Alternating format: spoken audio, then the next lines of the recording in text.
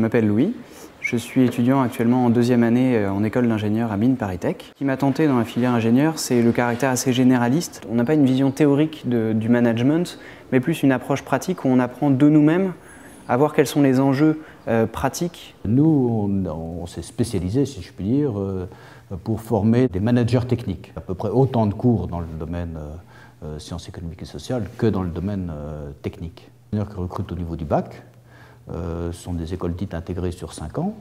Il y a des écoles qui recrutent à bac plus 1 et la plupart recrutent à bac plus 2 après les classes préparatoires. Alors en gros, dans le secteur public, c'est quelques centaines d'euros. Ici, c'est 800 euros par an. Dans une école privée, c'est plutôt entre 5 et 6 000 euros par an. Les bourses sont données sur critères sociaux. All of the processing.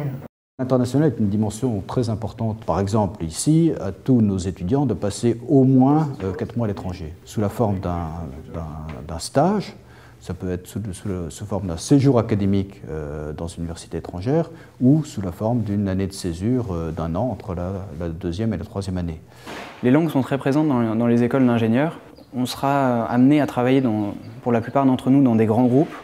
On donne une très grande importance à la pédagogie par projet. Les projets mécatroniques sont des projets où l'on va faire travailler les élèves de l'école des mines en partenariat avec des élèves de section de techniciens supérieurs. La pédagogie qui est mise en place est naturellement une pédagogie par projet où on est sur une acquisition de compétences liées à des savoir-être. Il est confronté au monde des entreprises à travers ses stages. Donc le stage lui permet de comprendre déjà comment fonctionne une entreprise. Au travers de mes différents stages, projets, j'ai pu un peu tester quelques métiers. En général, c'est plus par élimination. J'ai pu voir quel métier ne me convenait pas, quel métier ne m'intéressait pas. J'ai pu essayer voir un peu d'opérationnel, un peu de recherche.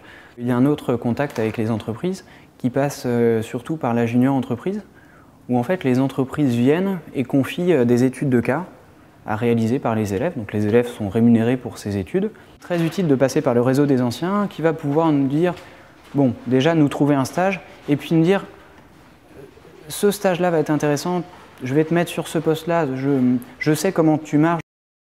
La vie associative se déroule à différents niveaux parce qu'il y a des actions associatives au niveau de la vie étudiante. Alors ça a le gros intérêt de les confronter au travail en équipe, à la prise d'initiative, etc.